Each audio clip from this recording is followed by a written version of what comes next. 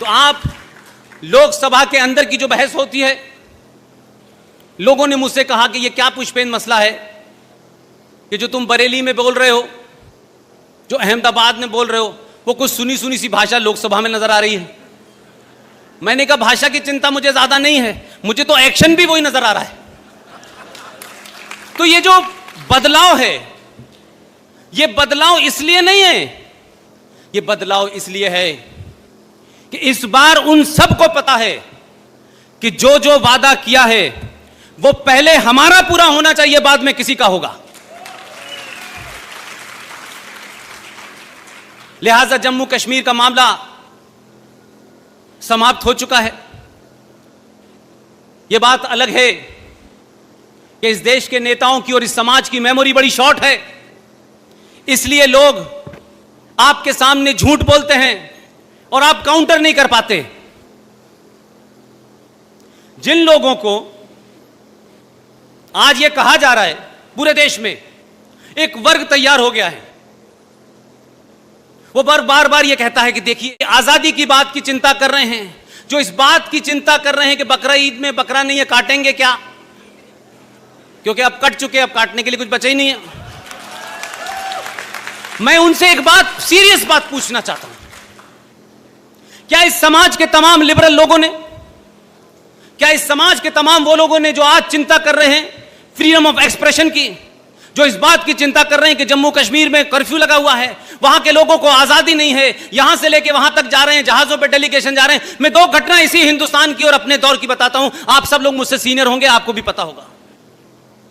पंजाब के अंदर आतंकवाद था, पंजाब के अंदर हालात खराब थे, प्रकाश सिंह बादल को मुख्यमंत्री होते हुए 6 महीने के लिए नजरबंद किया गया, उनसे किसी को मिलने की इजाजत नहीं थी। तब इस देश के लोगों ने नहीं पूछा कि क्या प्रकाश सिंह बादल के पास जाना चाहिए कि नहीं जाना चाहिए, क्यों नहीं जाना चाहिए। उनकी आजादी के लिए किसी को सड़कों पर लड़ते देखा आपने? 1-1 साल तक कर्फ्यू रहा पंजाब में। केपीएस गिल ने उस आतंकवाद को समाप्त करने के लिए यह नहीं पूछा कि कितने निर्दोष मरे। लेकिन यहां अगर आप आतंकवादी से लड़ते हुए, जो भारत के कश्मीर के मुसलमान जिन्हें पत्थर चलाने का 1400 साल पुराना एक्सपीरियंस है, जो पत्थरों से लोगों को मारते हैं, वो फौज के ऊपर जब पत्थर चलाता है, वो फौजी अगर गुस्से में पीछे हटके, क्योंकि आतंकवादी की गोली आगे से 10 आ रही हैं और पीछे से हिंदुस्तान कश्मीर का मुसलमान का बच्चा उस पर पत्थर मार रहा है, तो अगर गोली चला दे और वो कोई मर जाए तो इस देश में ह्यूमन राइट के लोग खड़े हो जाते हैं। मुझे बताइए कि पंजाब में कितना ह्यूमन राइट वायलेशन हुआ? कोई सवाल, कोई रिपोर्ट है? ये लोग जहाज लेके गए थे, किसी ने पूछा 1984 के अंदर इसी दिल्ली में, जहां सीताराम येचुरी परेशान है, सुप्रीम कोर्ट ने परमिशन दी है उनको, उनसे कहा है मिलके जाना और मिलके आ जाना, दाएं बाएं देखा तो बुला लेंगे कोर्ट में। तो सवाल यह है कि 1984 के अंदर दिल्ली में लोग मारे गए, ऐसे ऐसे सानिया हुए हैं, ऐसी ऐसी घटनाएं हुई हैं कि आप डर नहीं जाएंगे। आपको इतना डर लगेगा कि आपको लगेगा कि ऐसा भी हो सकता है इस मानव समाज के अंदर। मैंने किसी कांग्रेसी को, किसी सपा के, किसी बसपा के लोगों को उन लोगों से मिलने जाते नहीं देखा जहां 3.5 लाख लोगों को सिर्फ इसलिए कि किसी ने उस वक्त की मोहतरमा वजीर आजम को मार दिया था, लिहाजा उसका बदला इनोसेंट लोगों से लिया गया, कोई मिलने नहीं किया गया। बल्कि जिन्होंने मारा उनको वजारतें दी गई, उनको मंत्रालय दिए गए, उनको क्लीन चिट दी गई। और क्योंकि वो सिंह साहब बार बार कहते हैं, और मैं समझता हूं कि इस देश के मीडिया ने कुछ लोगों को जबान दी है, धन्यवाद करना चाहिए इस देश में आर.एस. सिंह, जी.डी. बख्शी, सुशील पंडित जैसे लोगों का, जो टेलीविजन पे खुलेआम कहते हैं कि यह मुमकिन नहीं है कि भाई अंग्रेज आए थे, ईस्ट इंडिया कंपनी आई थी, ये गुलाम हो गया देश। समझ में आता था, हम तो पहले से गुलाम थे, हमारी हालत तो बहुत कमजोर थी।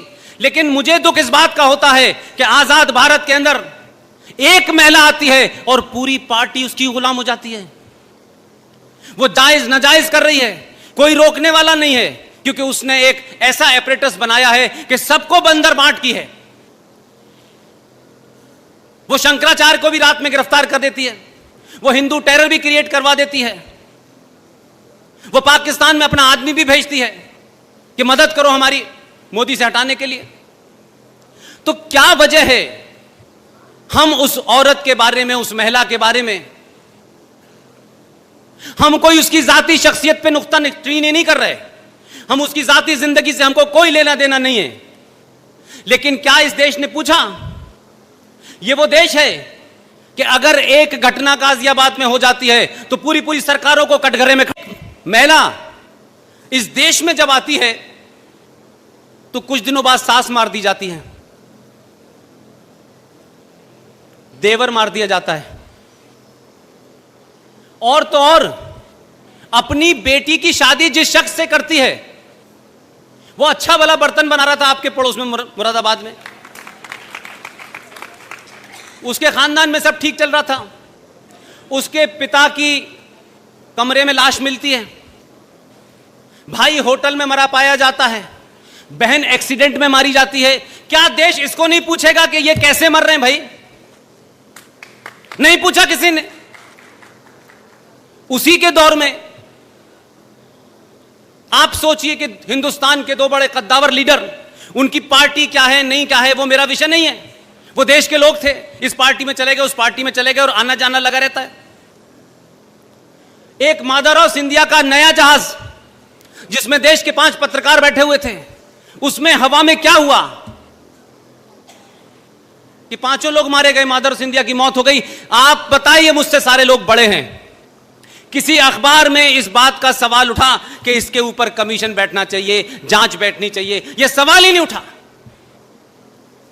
उसी पार्टी का दूसरा कद्दावर नेता राजस्थान जाते में सड़क में मार दिया जाता है, भूतपूर्व गृह मंत्री होता है राजेश पायलट, इस पे सवाल नहीं उठता, इसके ऊपर कोई कमीशन नहीं बनता। लेकिन जस्टिस लोहिया की मौत कैसे हुई थी, उसमें एजेंडा था, उसके लिए पूरा देश चिंतित था। और अब तो पूरी दुनिया के सामने सबको पता चल गया। आप ही के बीच में से लोग उठे और उन्होंने फिल्म बना दी, और वो फिल्म आप सबके सामने है। उस फिल्म के अंदर जितने भी तथ्य दिए गए हैं वो 1100% सच्चे हैं, ओरिजिनल हैं, कोई मैनिपुलेशन नहीं है। और उस फिल्म का नाम है ताशकंद फाइल। आप देख लेंगे उसको जाकर के, तथ्यों और कागजों के साथ देख लेंगे। 40 देशों से उसमें साक्ष्य जुटाए गए हैं, तब वो फाइल बनी। और 2019 में पता चला कि भाई शास्त्री जी की मौत कैसे हुई थी। तो मैं ये मानता हूं कि अगर आप अलर्ट होते हैं और समाज जाग जाता है तो फिल्में भी बनती हैं, किताबें भी लिखी जाती हैं, सवाल भी उठते हैं। और अब तो ये लग रहा है कि कहीं ऐसा ना हो कि अभी तो हिंदू टेरर थ्योरी के पिताजी अंदर गए हैं। मैं अभी सिंह साहब से 3 दिन से कह रहा हूं कि हिंदू टेरर थ्योरी के पिताजी तो किन्हीं और कारणों से गए हैं, वो भी मामला आएगा, वो अलग बात है। लेकिन चचा दिग्गी सुनाई नहीं दे रहे आजकल, कहीं उनका कोई बयान नजर नहीं आ रहा। वो कहीं किसी महफिल में किताब का रिबन काट नहीं रहे, किसका रिबन काट रहे हैं ये पता ही नहीं चल रहा। तो सवाल यह है कि जब सत्ता के पीछे शक्ति के साथ उसका समाज खड़ा होता है तो 370 भी हटता है, चिदंबरम अंदर भी जाता है। और थोड़े दिन की बात और है, आज 28 तारीख है, 30 तारीख को अखबार के घोटाले में जो बेल पर हैं उन पे भी कार्रवाई शुरू होने वाली है। तो ये मत समझिए कि आप जो गलती पिछले कई सालों से कर रहे थे कि आपको तो वोट देना है, किसी को दे दो भाई, हमें क्या फर्क पड़ता है, इनको आना है उनको आना है। लेकिन पहली बार आपको भी एहसास कर दिया कि उनको नहीं आना, इन्हीं को आना है। आप अपनी इस ताकत को बनाए रखिए। और मैं जो देख पा रहा हूं, मेरे सीनियर जो देख पा रहे हैं, आप अपनी सनातन संस्कृति को प्राप्त करेंगे, उसकी शुरुआत हुई है। लिहाजा इसके साथ साथ आपको अपने अंदर, अपने गिरेबान में झांकना पड़ेगा।